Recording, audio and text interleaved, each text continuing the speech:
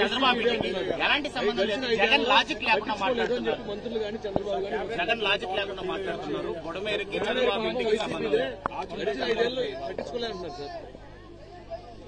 బుడమేరు నుంచి బుడమేరు రెగ్యులేటర్ బుడమేరు నది మీద ఆ రెగ్యులేటర్ పేరు వెలగలేరు రెగ్యులేటర్ ఉంది. బుడమేరు మీద వెలగలేరు రెగ్యులేటర్ ఉంది. వెలగలేరు రెగ్యులేటర్ మీద ఉన్న లాక్స్ అంటే గేట్లు ఎవడెత్తాడు? శనివారం అర్ధరాత్రి తర్వాత ఎవడెత్తాడు? ఎందుకు ఎత్తాడు? చంద్రబాబు నాయుడు గారి అది ఎత్తకపోయిందంటే చంద్రబాబు నాయుడు గారి ఇల్లు మునిగేది. ఎందుకనంటే ఆ నీళ్లు ఇలా తిరుక్కుంటూ వెళ్లి చంద్రబాబు నాయుడు గారి ఇంటి దగ్గరికి వెళ్లేటివి ఇల్లు చంద్రబాబు నాయుడు గారు మునిగేది. ఎందుకంటే అక్కడి నుంచి నీళ్లు డైవర్షన్ ఛానల్ ద్వారా పోలవరం కెనాల్లో పడి పోలవరం నుంచి కృష్ణానదిలో కలిసేది, ప్రకాశం బ్యారేజ్ దగ్గర కలిసేది. దానివల్ల చంద్రబాబు నాయుడు ఇంటి దగ్గర నీళ్లు దిగేటివి, చాటి చంద్రబాబు నాయుడు ఇల్లు మునిగేది. ఆ రెగ్యులేటర్ గేట్లను, బుడమేరు మీద ఉన్న ఈ రెగ్యులేటర్ గేట్లను ఎత్తింది ఎవడు? ఎందుకు ఎత్తినాడు? అర్ధరాత్రి పూట హడావిడిగా ఎక్కడ చంద్రబాబు నాయుడు ఇల్లింగా మునిగిపోతుందేమని. అది ఎత్తడం వల్ల నీళ్లు ఏం జరిగింది? ఆ గేట్ల నుంచి వచ్చే నీళ్లు నేరుగా ఎక్కడికి వెళ్తాయి? విజయవాడకే వస్తాయి. ఇది రూట్ సార్. మీరంతా విలేకరులు ఒకసారి డైరెక్ట్ గా వెళ్లి మీరు పోయి చూడండి. ఎందుకు ఈరోజు ఈనాడు పేపర్లో కూడా వచ్చినట్టుంది కదా వాళ్ళ పాంఫ్లెట్ పేపర్. ఒకసారి ఈనాడు పేపర్, వాళ్ళ పాంఫ్లెట్ పేపర్ ఒకసారి నువ్వు కూడా ఒక్కసారి దయచేసి నీలో ఒక్క నిమిషం దయచేసి నువ్వు కూడా కాస్తో కూస్తో జర్నలిజంలో న్యాయం ధర్మం కొంచెం కొన్న పాటించి ఈనాడులో వచ్చిన ఆ పాంఫ్లెట్, ఈనాడు అంటే వాళ్ళ గజెట్ పేపర్ వచ్చిన ఆ వార్తను ఒక్కసారి దయచేసి, ఈ రోజే వచ్చింది, దయచేసి ఆ వార్తను ఒక్కసారి మీ టీవీలలో కూడా అది పెట్టి ఒకసారి చూపించండి. వాళ్ళంతటా వాళ్ళే చెప్పారు గేట్లు పైకి ఎత్తడం జరిగింది. గేట్లు పైకి ఎత్తితే అనివార్య పరిస్థితుల వల్ల గేట్లు పైకి ఎత్తారట. అనివార్య కారణాల వల్ల నీళ్లు విజయవాడకు వచ్చినాయంట. వాళ్ళు రాసిన మాటలే. దయచేసి ఏమాత్రం కూడా జర్నలిజంలో నిజాయితీ న్యాయం ఉంటే దయచేసి ఆ వార్త కూడా పెట్టమని అడుగుతారు. ప్రభుత్వం నుంచి ఎలాంటి డిమాండ్ చేయబోతున్నారు? ప్రభుత్వం నుంచి ఎలాంటి డిమాండ్, నిర్వాసితులకు ఏమిటి డిమాండ్ చేయబోతున్నారు? నిర్వాసితులు దాదాపుగా 32 మంది ఇప్పటికే చనిపోవడం జరిగింది. ఇంకా ఎక్కువ మంది చనిపోయిన పరిస్థితులు కూడా కనిపిస్తా ఉన్నాయి. మృతుల కుటుంబాలకు ప్రభుత్వం తప్పిదం వల్ల మరీ ముఖ్యంగా జరిగిన ఘటన ఇది. ప్రభుత్వం తప్పిదం, మ్యాన్-మేడ్ ఫ్లడ్ వల్ల జరిగిన ఘటన ఇది. చంద్రబాబు నాయుడు గారు పుష్కరాల సమయంలో తన షూటింగ్ కోసం ఎలా 29 మందిని ఎలా బలికొన్నాడో, తన షూటింగ్ సందర్భంగా తను ఒక హీరోగా కనిపించాలనే తాపత్రయంతో మనుషులందరినీ ఒకేసారి పంపించినాడో ఆ షూటింగ్ ఎఫెక్ట్ కోసం. దానివల్ల తొక్కిసలాట 29 మంది ఆ రోజు ఎలా గోదావరి పుష్కరాల్లో చనిపోయినారో, ఇప్పుడు కూడా సేమ్ ఇదే మాదిరిగానే చంద్రబాబు నాయుడు తప్పిదం వల్ల ఒక మ్యాన్-మేడ్ ఫ్లడ్ క్రియేట్ అయ్యి, మ్యాన్-మేడ్ ఫ్లడ్ వల్ల ఈ రోజు 32 మంది చనిపోయినారు. మరి చనిపోయిన ఈ 32 మందికి తన తప్పిదం వల్ల జరిగిన ఈ తప్పుకి తాను గవర్నమెంట్ లో ఉంటూ క్షమాపణ చెబుతూ, గవర్నమెంట్ చేసిన తప్పిదం వల్లనే ఇది న్యాచురల్ కెలామిటీ, న్యాచురల్ గా జరిగిన డెత్స్ కాదు ఇది. ఒక ప్రభుత్వం దగ్గర ఉండి స్పందించాల్సిన రీతిలో స్పందించకపోవడం వల్ల జరిగిన తప్పులు. ప్రతి కుటుంబానికి నైతిక బాధ్యత వహిస్తూ ప్రభుత్వం చేసిన తప్పిదం వల్ల చనిపోయిన పరిస్థితులు కాబట్టి ప్రతి కుటుంబానికి కనీసం అంటే 25 లక్షల రూపాయలు ఎక్స్గ్రేషియా ఖచ్చితంగా ఇచ్చి క్షమాపణ చెబుతూ కూడా వాళ్ళందరికీ కూడా లెటర్ రాయాల్సిన అవసరం కూడా ఎంతైనా ఉంది. అదొక్కటే కాకుండా నిజంగా ఎంత దారుణంగా పరిస్థితులు ఉన్నాయనంటే ఈ ఇళ్లలో పెట్టుకున్న గ్రౌండ్ ఫ్లోర్ లో ఉన్న సామాన్లన్నీ దాదాపుగా మొత్తం అన్ని క్లీన్ అయిపోయినాయి. అసలు గ్రౌండ్ ఫ్లోర్ లో ఉన్న టీవీలు కానీ, గ్రౌండ్ ఫ్లోర్ లో ఉన్న ఫ్రిడ్జ్లు కానీ, గ్రౌండ్ ఫ్లోర్ లో ఉన్న ప్రతి ఇంట్లో కూడా గ్రౌండ్ ఫ్లోర్ లోనే దాదాపుగా 3 లక్షల, ఈరోజు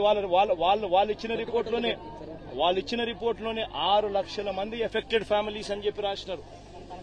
6 లక్షల మంది ఎఫెక్టివ్ పీపుల్ అని చెప్పి 6 లక్షల మంది ఎఫెక్టెడ్ పీపుల్ అని చెప్పి వాళ్ళంతకు వాళ్ళే రిపోర్ట్లో రాశారు. మరి ఎఫెక్టెడ్ పీపుల్ అని వాళ్లే రిపోర్ట్లలో 6 లక్షల మంది అని చెప్పి వాళ్లే రాసినప్పుడు ఆ 6 లక్షల కుటుంబాలకు వాళ్ళ కనీసం ప్రతి ఇంటికి కూడా జరిగిన నష్టానికి కనీసం కాంపన్సేషన్ ఇస్తూ, ఎందుకంటే ప్రభుత్వం తప్పిదం వల్ల ఈ తప్పిదం జరిగింది కాబట్టి ప్రతి ఇంటికి కూడా ప్రభుత్వం తప్పు యాక్సెప్ట్ చేస్తూ ఆ ప్రతి ఇంటికి కూడా కాంపన్సేట్ చేస్తూ ప్రతి ఇంటికి కనీసం 50,000 రూపాయలు ఖచ్చితంగా ఇవ్వాలని కూడా డిమాండ్ చేస్తా ఉన్నామని చెప్పి సందర్భంగా కూడా తెలియజేస్తా ఉన్నాం. అసలు అసత్యం అనేది ఎక్కడుంది దీంట్లో? నీ పేరేం పేరు? నవీన్, నువ్వే చెప్పు. నవీన్, అసత్యం అనేది ఎక్కడుంది చెప్పు. నేను చెప్పిన ప్రతి మాట కూడా ఎక్కడ అసత్యం కనిపిస్తా ఉందో మీరే దయచేసి చెప్పమని అడుగుతా ఉన్నా. మీకు తుఫాన్ 28వ తారీఖున తుఫాన్ రాబోతా ఉంది, బుధవారమే తుఫాన్ రాబోతా ఉందనే సంగతి మీకు తెలియదా? చంద్రబాబు నాయుడుకి తెలియదా? మనకే తెలిసినప్పుడు అది గజెట్లోనే ఐఎండీ వాళ్ళు ఇచ్చిన రిపోర్టే కదా బుధవారమే అని చెప్పి. మరి బుధవారం ఆ ఇన్ఫర్మేషన్ నీకు వచ్చినప్పుడు డ్యాములు ఎంత ఉన్నాయో చూసుకోవాల్సిన బాధ్యత నీదే కదా. పైనుంచి కూడా ఇతర రాష్ట్రాల నుంచి నీళ్లు వస్తున్నాయనే సంగతి నీకు తెలిసిందే కదా.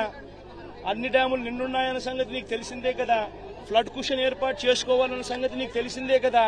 ప్లస్ పైగా దానికి తోడు కృష్ణా నది నుంచి వచ్చే నదికి నీళ్లకు తోడు ఇక్కడ తుఫాన్ రాబోతా ఉందన్న ఇన్ఫర్మేషన్ కూడా నీకు తెలుసు కదా. సో దానివల్ల కూడా అడిషనల్ గా నీళ్లు వస్తాయన్న సంగతి కూడా నీకు తెలుసు కదా. మరి ఇంత అబద్ధం ఎక్కడుంది? లాజిక్ ఎక్కడ? ఇల్లాజికల్ గా ఎక్కడుంది దీంట్లో? అన్ని కూడా వాస్తవాలే కదా.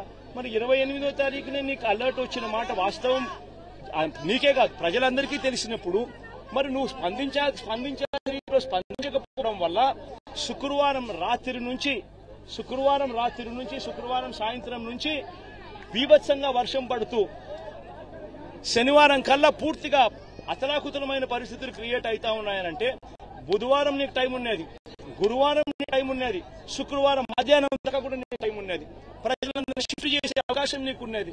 నువ్వంతకు నువ్వే రిలీఫ్ సెంటర్లను ఏర్పాటు చేసుకోలేదు. ఎందుకు రిలీఫ్ సెంటర్లను ఏర్పాటు చేసుకోలేదు? నీ తప్పిదం కదా.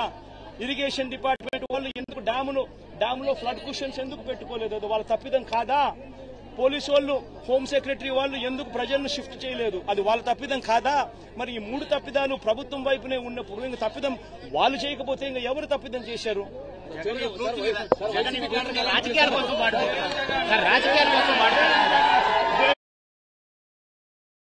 బుధవారమే తుఫాన్ రాబోతా ఉందనే సంగతి మీకు తెలియదా?